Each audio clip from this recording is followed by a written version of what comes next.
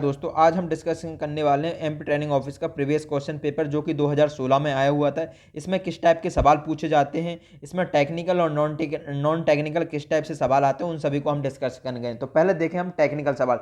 Technical आपका 75 number का आता है जो कि आपकी ट्रेड थ्योरी से पूछा जाता है, और नॉन टेक्निकल जो कि आपका math, reasoning, GK, GS, MP GK सब कुछ इंक्लूड रहता है। लेकिन पिछली बार उसने जीके एमपी जीके ज़्यादा पूछ लिया गया था, लेकिन आपको तैयारी सभी की करनी है। MP GK, GS, reasoning, math सभी को लेकर चलना है। तो आज पहले हम देखते हैं नॉन टेक्निकल जो कि 25 नंबर के आते हैं।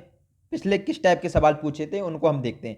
तो पहला सवाल दिया हुआ है आपका कि जवाहरलाल नेहरू कृषि विश्वविद्यालय कहाँ स्थित है, जो कि ऑप्शन दिए हुए हैं आपके भोपाल, इंदौर, उज्जैन, जबलपुर। आपका आंसर है जबलपुर, जो कि मध्य प्रदेश में है और कृषि विश्वविद्यालय है। अगला सवाल है आपका, दूसरा सवाल दिया हुआ है, निम्नलिखित में किसे केंद्रीय मंत्रालय ने प्रधानमंत्री स्वास्थ्य सुरक्षा योजना PMSSY का शुभारंभ किया था। तो इसमें ऑप्शन दिए हुए हैं आपके ग्रामीण विकास मंत्रालय, दूसरा है महिला एवं विकास मंत्रालय, तीसरा है आवास तथा शहरी ग्रामीण आवास शहरी गरीबी उन्मूलन मंत्रालय, और चौथा है आपका स्वास्थ्य एवं समाज कल्याण मंत्रालय। तो किसने शुभारंभ किया था आपका, इसका आंसर दिया है स्वास्थ्य ministry of health and family welfare में, मतलब स्वास्थ्य एवं समाज कल्याण मंत्रालय इसमें आपका आंसर हुआ। अगला सवाल दिया हुआ है आपका, भारत का राष्ट्रीय खेल दिवस किस उत्कृष्ट खिलाड़ी के जन्मदिन पर मनाया जाता है। तो आपको पता होना चाहिए कि ध्यानचंद के नाम पर हम राष्ट्रीय खेल दिवस मनाते हैं। अगला सवाल देखें हम। अगला प्रश्न दिया हुआ आपका, किस शहर को क्वीन ऑफ अवेरियन सी कहा जाता है। तो इसका आंसर है आपका कोच्चि। कोच्चि को हम क्वीन ऑफ अवेरियन सी कहा जाता है। तो एक्चुअली इसमें किस टाइप के सवाल दिए हुए हैं उनको हम डिस्कशन कर रहे हैं। तो आपके आने वाले पेपर में किस टाइप के सवाल और आ सकते हैं उसको हम प्रिडिक्शन कर सकते हैं। अगला सवाल आपका पांचवा दिया हुआ है, पश्चिम बंगाल में स्थित बक्सा संरक्षित क्षेत्र किस पशु के लिए समर्पित है। तो इसका आंसर है आपका बाघों के लिए, बाघों यानी टाइगर के लिए। अगला सवाल छठवां दिया है, निम्नलिखित में से किस भारतीय नेता का जन्मदिन मध्य प्रदेश में नहीं हुआ। मतलब जो चार ऑप्शन दिए हुए हैं उनमें से कौन से नेता का जन्म मध्य प्रदेश में नहीं हुआ। पहला ऑप्शन है BR अम्बेडकर जो कि हुआ था, महू में हुआ था। दूसरा है मोहनचंद करमचंद गांधी। जी हाँ, तो इसका आंसर आपका कौन सा है, दूसरा मोहनचंद करमचंद गांधी का जन्म आपके मध्य प्रदेश में नहीं हुआ। चंद्रशेखर आज़ाद जी का जन्म भी मध्य प्रदेश में हुआ था, और शंकर दयाल शर्मा जी का जन्म भी मध्य प्रदेश में हुआ था। तो कौन सा जन्म है जो मध्य प्रदेश में नहीं हुआ, तो जो है मोहनचंद करमचंद गांधी। अगला सवाल देखते हैं हम। अगला प्रश्न है आपका, भारतीय पर्वतारोहण फाउंडेशन का मुख्यालय कहाँ पर स्थित है। Where is the headquarter of the Indian Mountain Foundation located. तो जो आपका आंसर है आपका नई दिल्ली में। अगला सवाल देखें हम, मध्य प्रदेश की स्थापना की तिथि क्या है। तो आपको पता होना चाहिए मध्य प्रदेश की स्थापना 1 नवंबर 1956 को हुई थी, जो कि आंसर आपका डी में दिया हुआ है।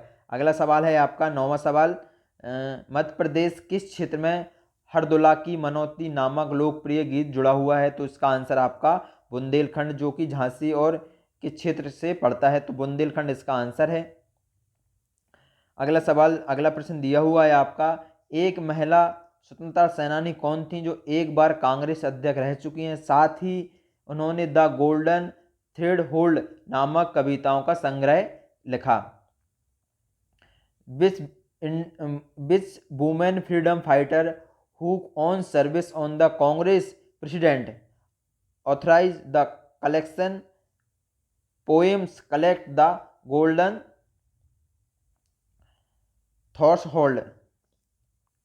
थ्रेशोल्ड। तो इसका आंसर दिया हुआ है आपका सरोजनी नायडू, इसका आंसर है आपका।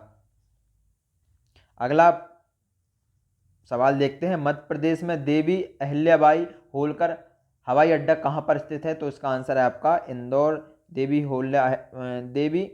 अहिल्याबाई होलकर हवाई अड्डा आपका कहाँ पर स्थित है, इंदौर में। अगला सवाल दिया हुआ है आपका, डंडी मार्च की शुरुआत कहाँ हुई और इसका समापन कहाँ हुआ।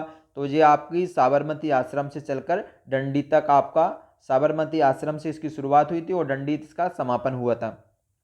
अगला प्रश्न दिया हुआ है, अशोक के शिलालेख राजा देश किस भाषा में लिखे गए हैं? तो जी किस में लिखे गए? ब्राह्मी में आपके अशोक के शिलालेख लिखे गए हैं। किस भाषा में? ब्राह्मी भाषा में। अगला सवाल आपका 14वां दिया हुआ है, कौन सी रक्त वाहिकाएं फेफड़ों से हृदय तक रक्त को ले जाती हैं? ठीक है ना। तो फेफड़ों से हृदय तक रक्त कौन सी ले जाती हैं? पहला ऑप्शन है आपका हृदय सिरा, दूसरा है फेफड़ों की सिराएं, तीसरा है फेफड़ों की धमनियां, चौथा है आपको कार्डियक धमनी। तो आपके आंसर कौन सा हुआ है? फेफड़ों की सिराएं, जो कि आपकी फेफड़ों से हृदय तक रक्त ले जाती हैं। कौन सी? फेफड़ों की सिराएं। अगला प्रश्न दिया हुआ है आपका 15वां, निम्नलिखित में से कौन सा नेशनल पार्क मध्य प्रदेश की सिवनी एवं छिंदवाड़ा जिलों के अंतर्गत आता है?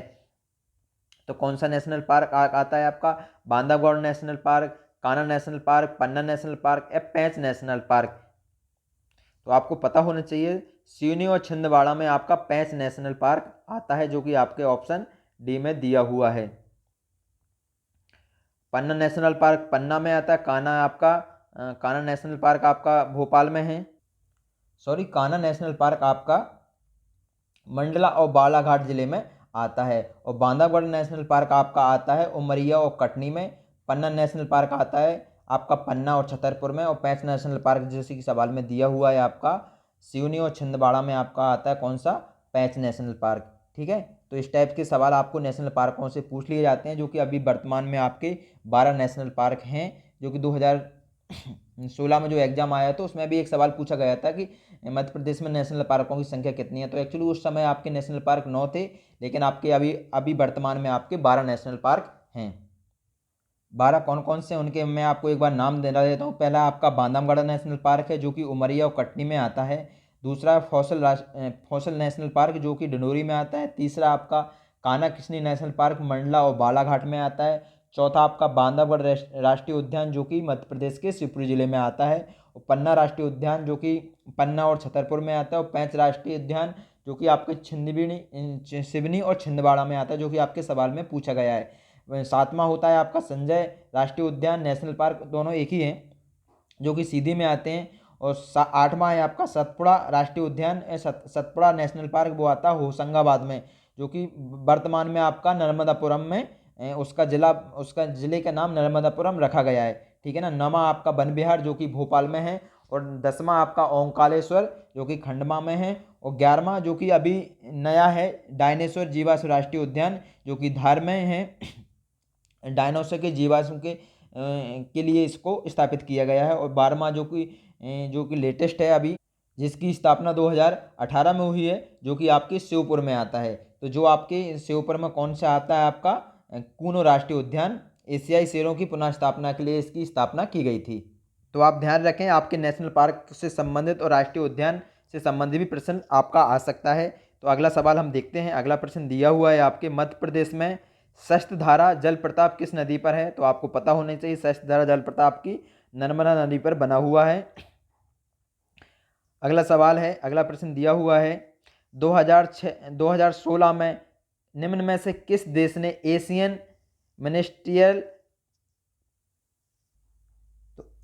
Ministerial conference on disaster risk reduction AMCDRR की मेजबानी की थी?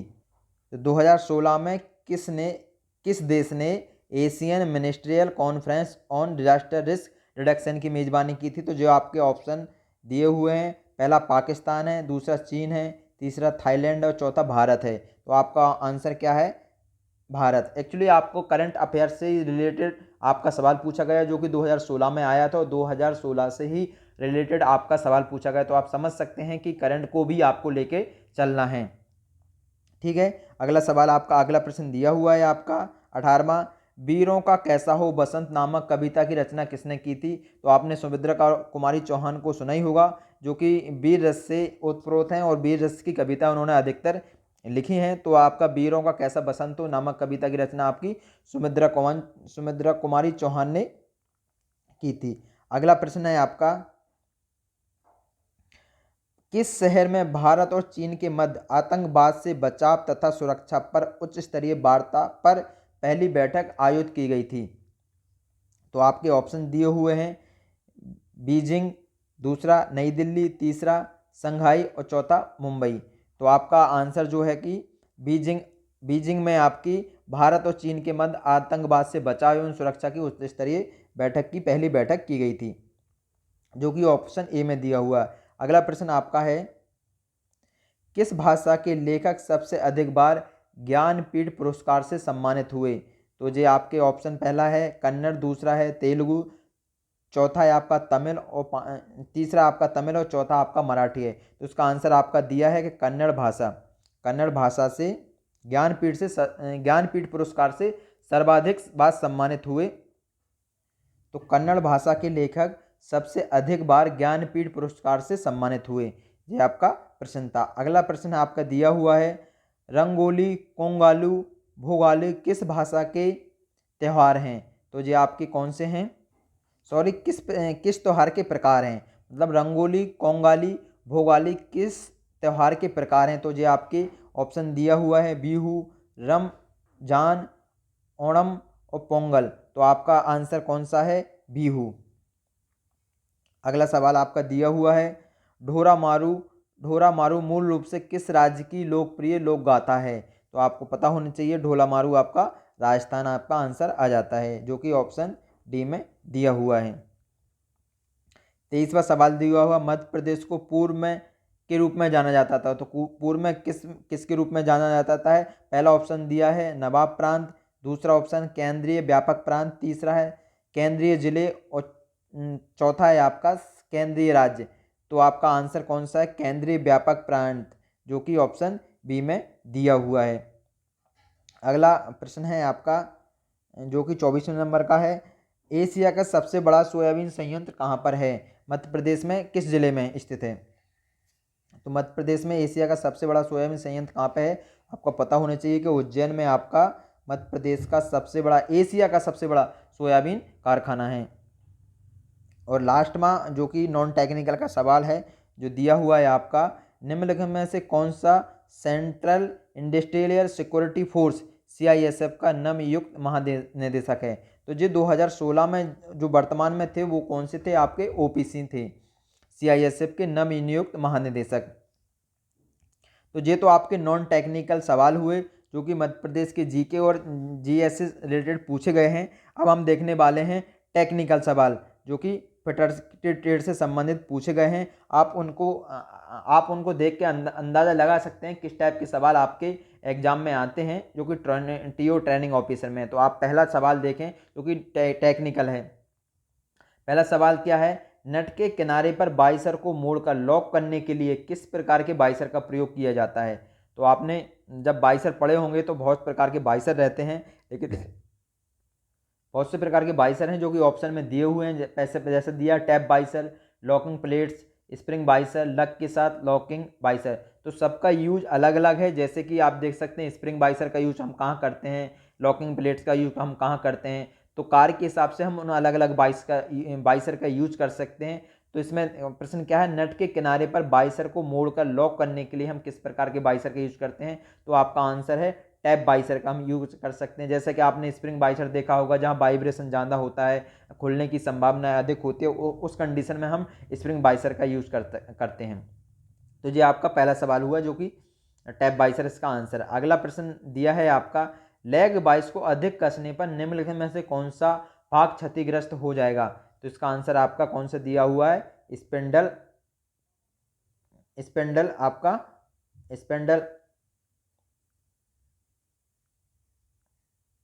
स्पेंडल आपका क्षतिग्रस्त हो जाएगा, जो कि ऑप्शन बी में दिया हुआ है।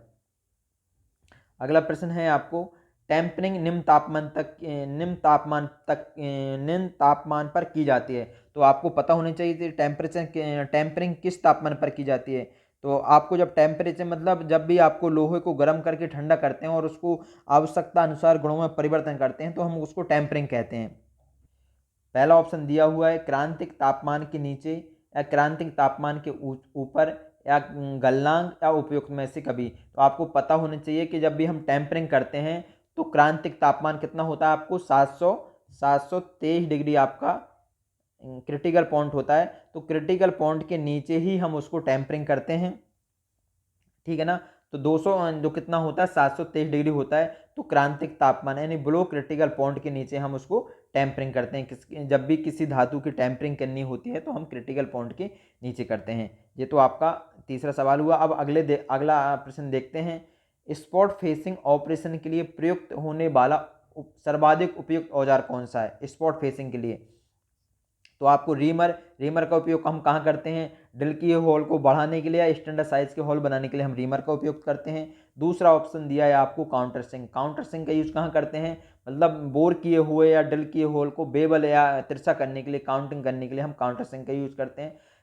फ्लाई कटर का यूज कब करते हैं? स्पॉट फेसिंग ऑपरेशन के लिए हम इसका यूज करते हैं। और चौथा आपका दिया है लेथ टूल आपके बहुत सारे होते हैं, तो इनका यूज हम आकार के अनुसार करते हैं, लेकिन अभी इसका फिलहाल आंसर कौन सा है आपका? फ्लाई कटर आपका आंसर है। तो ये आपका चौथा प्रश्न हुआ। अगला प्रश्न देखते हैं हम। पांचवा प्रश्न में क्या दिया हुआ है? पांचवा दिया हुआ है विभिन्न प्रकार के स्क्रू धागे विभिन्न उपयोग के लिए उपयुक्त हैं। समलंब धागे का उपयोग किस उद्देश्य के लिए किया जाता है? अब देखें, आप इसको इंग्लिश देखें। Screw thread of difference from are available from the various use. For what is the trapezoidal thread use? तो ट्रिपोडेजियल थ्रेड का यूज हम कहाँ करते हैं? पहला ऑप्शन दिया है रेलवे के बैगन कपलिंग के लिए। दूसरा दिया है फ्लाई फ्रेशर तथा स्क्रू जैगों इत्यादि के स्पेंडलों के लिए। तीसरा है आपको संचालन के दौरान एंगेजमेंट तथा डिसएंगेजमेंट को आसान करने के लिए। और चौथा है आपको थ्रेड असेंबली में जहां स्लाइडिंग बल एक ही दिशा में कार्य करता है। तो आपने देखा होगा ट्रिपोडिलियल थ्रेड आपकी किस आकार की होती है? जो कि आप देख सकते हैं स्क्वायर नहीं होके हुए एक एंगल में होती है। कार के हिसाब से हम इसका यूज़ करते हैं। जैसे कि आप देख सकते हैं एक्मी थ्रेड आती है, उसके अंतर्गत इसका एंगल कितना होता है आपको पता होना चाहिए, 29 डिग्री होता है। और ब्रिटिश एक्मी आती है, बटरस थ्रेड आती है, मेट्रस थ्रेड आती है। तो ये सभी आपके ट्रिपोडिलियल थ्रेड होते हैं। इसका उपयोग हम कहाँ करते हैं? संचालन के दौरान एंगेजमेंट और डिसएंगेजमेंट को आसान करने के लिए। एक्चुअली क्या है, ये स्क्वायर नहीं होती, मतलब टेपर में होती है। जी यहाँ आप देख सकते हैं टेपर में होती है, तो एंगेजमेंट और डिसएंगेजमेंट आसानी से हो जाती है, इसलिए हम इसका यूज कहाँ कहते हैं? संचालन यानी एंगेजमेंट मतलब ट्रांसमिशन के दौरान हम एंगेजमेंट और डिसएंगेजमेंट के दौरान इसका उपयोग हम करते हैं। तो ये आपका आंसर कौन सा हुआ? आपका ऑप्शन बी हुआ। तो अगला प्रश्न दिया हुआ है आपका, एक अनियमित आकार के वर्कपीस को लेथ खराद पर घुमाया गया है। निम्नलिखित में से वर्क होल्डिंग उपसाधन का प्रयोग किया जाता है। तो कौन सा किया जाता है? 3 जजो, 4 जजो, 2 जजो या फेस प्लेट? तो आपका आंसर कौन सा है? जब भी आपको अनियमित आकार के मतलब इरेगुलर फेस के जॉबों की मशीनिंग करना है तो उस कंडीशन में हम फेस प्लेट का यूज करते हैं। कौन सा? फेस प्लेट का यूज करते हैं। तो आपका आंसर कौन सा हुआ? फेस प्लेट का यूज करते हैं अनियमित आकार के जॉब के वर्कपीस की खरादन के लिए। जबकि ड्राइविंग प्लेट का यूज, जो कि आपके ऑप्शन सी में दिया हुआ है, तो ड्राइविंग प्लेट का यूज हम कब करते हैं? जब सेंटरों के बीच जॉब बंधा हो और उसको घुमाना हो तो हम ड्राइविंग प्लेट का यूज करते हैं। 3 चक का यूज हम सेंटरिंग में, मतलब सेंटर में जॉब पकड़ने के लिए हम 3 जॉब का यूज करते हैं। और 2 जब के जब हमको कम मजबूती में जॉब को पकड़ना है तो उस कंडीशन में हम 2 जॉब का यूज करते हैं। तो आपका आंसर कौन सा हुआ? फेस प्लेट का उपयोग हम अनियमित आकार के इरेगुलर फेस के जॉबों की मशीनिंग करने के लिए हम फेस प्लेट का यूज करते हैं। 7वां सवाल देखते हैं। छोटे व्यास वाले हॉल छिद्र तथा छिद्रों को उभारों की स्क्रैपिंग के लिए किस प्रकार के स्क्रैपर का उपयोग किया जाता है? सवाल क्या दिया है? छोटे व्यास वाले हॉल छिद्र तथा छिद्रों के उभारों की स्क्रैपिंग के लिए किस प्रकार के स्क्रैपर का यूज किया जाता है? तो आपके देखा होगा आपने कि जब स्क्रैपर पड़े होंगे तो आपके 5-6 प्रकार के आपके स्क्रैपर होते हैं, जो कि आपके फ्लैट स्क्रैपर होता है, हुक स्क्रैपर होता है, हाफ राउंड स्क्रैपर होता है, ट्रायंगुलर स्क्रैपर होता है और 2 हैंडल स्क्रैपर होता है, बुल नोज स्क्रैपर होता है। ये तो आपके स्क्रैपर होते हैं। तो कार के हिसाब से हम इसको अलग अलग डिजाइन किया जाता है, लेकिन इसमें पूछा गया छोटे व्यास वाले हॉल छिद्रों की उभारों की स्क्रैपिंग के लिए किस प्रकार के स्क्रैपर का यूज करते हैं। तो इसका आंसर दिया है आपका 3 स्क्वायर स्क्रैपर। 3 स्क्वायर क्या, इसको क्या कहते हैं, इसको ट्रायंगुलर स्क्रैपर भी कहते हैं। इसकी आकृति क्या है, त्रिभुजाकार होती है। इसका प्रयोग बुश बेयरिंग के किनारे तेज करने में अंदरूनी आकार की सतह को स्क्रैपिंग करने के लिए इसका उपयोग किया जाता है। इसके कटिंग एज 3 कटिंग एज होते हैं। तो इसका आंसर कौन सा हुआ आपका 3 स्क्वायर स्क्रैपर। इसको हम ट्रायंगुलर स्क्रैपर कहते हैं। छोटे व्यास के हॉल छिद्रों को उभारों को स्क्रैपिंग करने के लिए हम इसका यूज करते हैं। जैसे कि आप पहले ऑप्शन में देख सकते हैं कि पहले ऑप्शन में दिया है आपका हाफ राउंड स्क्रैपर। इसे बियरिंग स्क्रैपर भी कहते हैं। इसका प्रयोग बेयरिंग सतह की स्क्रैपिंग करने के लिए किया जाता है। इसका आकार अर्धगोलाकार होता है, जिसके उसका नाम से स्पष्ट है, हाफ राउंड स्क्रैपर। ठीक है ना। अगला दिया हुआ आपका फ्लैट स्क्रैपर। फ्लैट सतह की स्क्रैपिंग करने के लिए हम इसका फ्लैट स्क्रैपर का यूज करते हैं। और अगला है आपका बुल नोज स्क्रैपर का उपयोग फ्लैट एवं हाफ राउंड सतह की स्क्रैपिंग के लिए करते हैं। लेकिन जो आपका सवाल पूछा गया था उसका साथ में एक आंसर आपका क्या दिया, 3 स्क्वायर स्क्रैपर या ट्रायंगुलर स्क्रैपर। ठीक है ना। तो ये तो आपका आंसर हुआ। अगला प्रश्न हम देखते हैं। अगला प्रश्न में क्या दिया हुआ है, टंगस्टन कार्बाइड तथा सिरेमिक की लेपिंग के लिए एब्रेसिव अपघर्षण सामग्री का उपयोग किया जाता है। तो क्या टंगस्टन कार्बाइड जो और सिरेमिक की लेपिंग के लिए आप किस एब्रेस का उपयोग करेंगे। तो आपका दिया है आपको टंगस्टन कार्बाइड, जो कि हार्ड आपका एब्रेसिव होता है।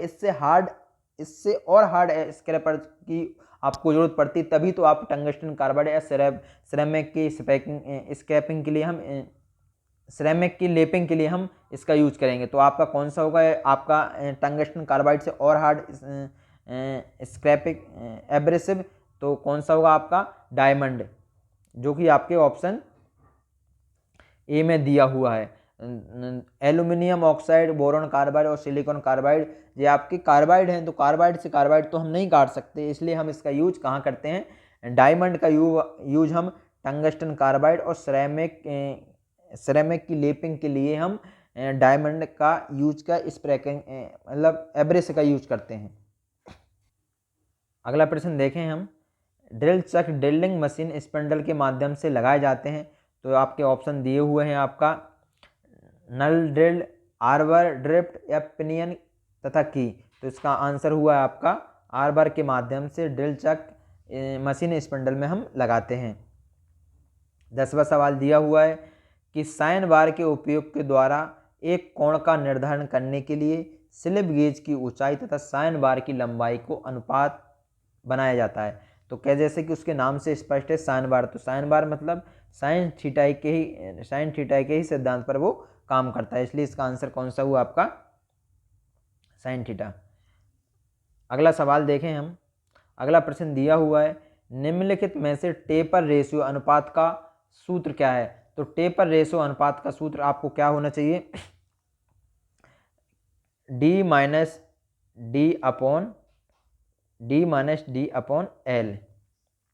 ये आपका टेपर कॉनिसिटी का सूत्र है। यदि हम इसमें 2L यहाँ पे और लगा दें तो ये क्या होगा आपका, ये आपका साइन टेन थीटा बन जाएगा, मतलब कोण निकालने के लिए। लेकिन इसमें पूछा क्या है आपको, टेपर रेशो अनुपात का कौन सा सूत्र है। तो टेपर रेशो अनुपात का आपका D minus D upon L, जो कि ऑप्शन ए में दिया है कॉनिसिटी।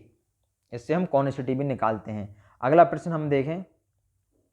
अगला प्रश्न कौन सा दिया हुआ है आपका, अगला प्रश्न दिया हुआ आपका 12वां, निम्नलिखित में से कौन सा विकल्प सरफेस रफनेस ग्रिड N8 के RA मान को संकेतक है। तो RA मान का संकेतक है। जब भी आपके सरफेस रफनेस पढ़ेंगे तो इसके RA वैल्यू दी होती है। जैसे कि आप देख सकते हैं कि N का कितना होता है, 50 होता है, 11 का आपका 25 होता है, 10 का आपका 12.5 होता है और 9 का आपका 6.3 होता है, 8 का आपका 3.2 होता है।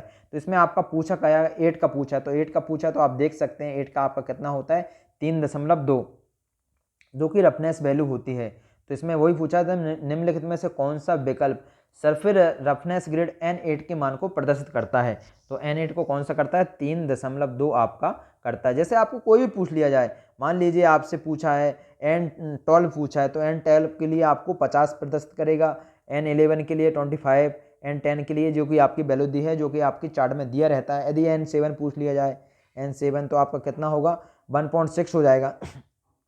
इस टाइप से हम उसकी सरफेस रफनेस ग्रेडनेस सरफेस रफनेस ग्रेड को हम बता सकते हैं। तो इसका आंसर कौन सा हुआ आपका, 3.2। अगला प्रश्न देखें हम। अगला प्रश्न दिया है, ड्रिलिंग जिगों के लिए, ड्रिलिंग जिगों का उपयोग डैश के लिए किया जाता है। तो ड्रिलिंग जिगों का उपयोग किसके लिए किया जाता है, आपका आंसर है ड्रिलिंग, रीमिंग, टैपिंग और संबंधित कार्यों के लिए। तो ड्रिलिंग जिग का प्रयोग हम drilling, reaming, tapping, other alloy operation के लिए हम इसका ड्रिलिंग जिग का उपयोग करते हैं। अगला प्रश्न देखें हम, चकदमा दिया हुआ है, स्टील पैमाने के साथ स्पिरिट टाइप वही मार्पी कैलिपरों का प्रयोग किया जाता है। कैलिपर की परिशुद्धता कितनी होती है, तो कैलिपर की शुद्धता आपकी कितनी होती है, और जो कि ऑप्शन आपके दिए हुए हैं 4.25, 0.5, 0.75 या 1 mm। तो इसके में आपका ऑप्शन में आंसर कौन सा होगा, बी ऑप्शन होगा आपका 0.5। मतलब स्टील पैमाने के साथ स्पिरिट टाइप के बहिर्मापी कैलिपरों का प्रयोग किया जाता है। कैलिपर की परिशुद्धता कितनी होती है, तो 0.5 आपकी परिशुद्धता होती है। जी आपका आंसर हुआ। 15वां सवाल क्या है आपका, की वेज ग्रूव स्लॉट आदि की कटिंग के लिए किस प्रकार के चीजल छेनी का उपयोग किया जाता है। की वे ग्रोथ तो आपने पढ़ा होगा, जैसे फ्लैट चीजल होता है, क्रॉस कट चीजल होता है, हाफ राउंड चीजल होता है, राउंड चीजल होता है, डायमंड चीजल होता है। तो कार्य के हिसाब से हम उसको डिजाइन करते हैं कि किस चीजल का उपयोग कहाँ करते हैं। जैसे फ्लैट चीजल का उपयोग हम फ्लैट सरफेस की चीजलिंग के लिए करते हैं। क्रॉस कट चीजल का उपयोग हम कोई धातु क्रॉस में काटनी हो तो उसका उपयोग हम क्रॉस में काटने के लिए। हाफ राउंड चीजल का उपयोग मतलब बोरिंग बिस बनाने के लिए, या बोरिंग, तो हाफ राउंड चीजल का उपयोग हम बोरिंग बुश को स्थान देने के लिए करते हैं। और डायमंड चीजल को मतलब शार्प कॉर्नरों को बताने, मतलब स्क्वायर में बनाने के लिए हम उसका उपयोग करते हैं डायमंड चीजल का। लेकिन इसमें क्या दिया है, कीवे ग्रूव स्लॉट की कटिंग के लिए हम किस प्रकार छेनी का उपयोग करते हैं, तो हम क्रॉस कट छेनी का उपयोग हम कहाँ करते हैं, कीवे ग्रूव तथा स्लॉट की कटिंग के लिए हम क्रॉस कट छेनी का उपयोग करते हैं। अगला प्रश्न दिया है आपका 16वां क्या दिया है, क्या होगा यदि गेट बाल में स्पेंडल थ्रेड क्षतिग्रस्त हो जाए। तो इसका आंसर क्या दिया है, स्पेंडल के मुड़ने से बाल बंद हो जाएगा या खुलना बंद हो जाएगा। तो इसका आंसर आपका डी है। अगला प्रश्न देखें हम। अगला प्रश्न दिया है, इनमें से कौन सा विकल्प कोल्ड चीजल का एक प्रकार का नहीं है। कोल्ड चीजल एक प्रकार का नहीं है, तो इसका आंसर कौन कौन से हैं आपका, आंसर आपका राउंड चीजल है। निम्नलिखित में कौन सा विकल्प कोल्ड चीजल का एक प्रकार नहीं है, तो कौन सा है आपका हाफ राउंड चीजल। जो आपकी flat chisel, cross cut chisel या हाफ राउंड नो चीजल, ये आपके कोल्ड चीजल के विकल्प हैं। ठीक है, तो इसका आंसर हुआ आपका राउंड चीजल, आपका कोल्ड चीजल का एक विकल्प नहीं है। अगला प्रश्न देखें हम 18वां प्रश्न दिया हुआ है, बर्नियल वेबर प्रोट्रैक्टर का वह भाग जिसका प्रयोग कोण के मापन के लिए रेफरेंस के बेस के रूप में प्रयुक्त होता है कहलाता है। तो आपने जब बर्नियर वेबर प्रोट्रैक्टर देखा होगा तो उसका जो स्टॉक भाग है वो रेफरेंस सतह का काम करता है, रेफरेंस बेस का काम करता है। तो इसका आंसर आपका कौन सा हुआ, स्टॉक। अगला प्रश्न देखें हम। अगला प्रश्न 19वां दिया हुआ है, टेल स्टॉक बैरल में एक आंतरिक टेपर होता है। बैरल बोर में निम्नलिखित में से कौन सा मानक टेपर प्रदान किया जाता है। तो आपने देखा होगा टेल स्टॉक में मोस्ट टेपर होता है। कौन सा टेपर होता है आपका, मोस्ट टेपर होता है टेल स्टॉक बैरल में। इसका आंसर आपका कौन सा हुआ, बी। अगला सवाल देखें हम 20वां सवाल दिया है, ब्लास्ट फर्नेस बात्या भट्टी में आवेश को के माध्यम से प्रदान किया जाता है। The charging the feed into the blast furnace through, तो किसके माध्यम से प्रदान किया जाता है आवेश को, तो हम थ्रॉट के माध्यम से प्रदान करते हैं। अगला सवाल प्रश्न है आपका, जेनी कैलिपर का उपयोग ज्ञात करने के लिए किया जाए। तो जेनी कैलिपर को अन्य नाम से भी हम जानते हैं हर्मोफाइड कैलिपर या ऑड लेग कैलिपर भी कहते हैं। तो इसका प्रयोग हम गोल जॉब रॉड का हम सेंटर निकालने के लिए प्रयोग करते हैं। तो राउंड बार का केंद्र निकालने के लिए हम इसका प्रयोग करते हैं, जो कि ऑप्शन आपके कितने में सी में दिया हुआ है, round centre of round bar. 22वां सवाल देखें। 22वां सवाल में क्या दिया है, संकुचित लोहे की आरी को काटने के लिए किस प्रकार के कूलेंट का प्रयोग किया जाता है। तो वहाँ पे आप इंग्लिश में देखें, फॉर स्विमिंग कास्ट आयरन, ध्यान दें कास्ट आयरन के लिए हम किसी कूलेंट का उपयोग नहीं करते, हम केवल सूखी हवा का प्रयोग करते हैं। किसके लिए, कास्ट आयरन के लिए। तो ड्राई एयर ये आपका आंसर हुआ। 23वां प्रश्न है आपका, निम्नलिखित में से क्या थर्मोसेटिंग प्लास्टिक कैटेगरी में आता है। तो थर्मोसेटिंग प्लास्टिक कैटेगरी में कौन आता है आपका, अपॉक्सी। तो जो कि आपके ऑप्शन ए में दिया हुआ है। अगला 24वां सवाल दिया हुआ है आपका, हीट ट्रीटमेंट ऊष्मा उपचार प्रक्रिया में एनीलिंग धातु पर पानी चढ़ाना के लिए किया जाता है। तो आपने पढ़ा होगा कि ऊष्मा उपचार प्रक्रिया धातु को अपने अनुसार, कार्य के अनुसार, जो आपको गुण चाहिए उसके अनुसार आपको चढ़ाने के लिए हम यूज़ कर सकते हैं। लेकिन इसमें एनीलिंग पूछा है, तो एनीलिंग का प्रयोग हम कब करते हैं, जब हम उसको धातु को मुलायम बनाना है या कोमल बनाना है या सॉफ्ट बनाने के लिए हम उसको एनीलिंग का प्रयोग करने हैं। टफ ऑफ हार्डनिंग के लिए हम टफ ऑफ हार्ड करते हैं, ठीक है ना। तो धातु के कार्य के अनुसार हम इसको ऊष्मा उपचार करते हैं। लेकिन इसमें क्या किया, एनीलिंग किसके लिए करते हैं, तो एनीलिंग का प्रयोग हम धातु को सॉफ्ट करने के लिए करते हैं। तो अभी आपने 1 से 24 तक के सवाल देखे जो कि टेक्निकल थे, और 125 तक के सवाल देखे तो नॉन टेक्निकल थे। अगले वीडियो में हम 25 से लेकर जो 75 सवाल दिए हुए हैं आपके, मतलब 50 सवाल आप कर चुके हैं, 49 सवाल आगे 25 से हम 50 सवाल करेंगे अगले वीडियो में। यदि वीडियो अच्छी लगी है तो इसको लाइक, शेयर और सब्सक्राइब करें। अगले वीडियो में मिलते हैं। धन्यवाद। जय हिंद।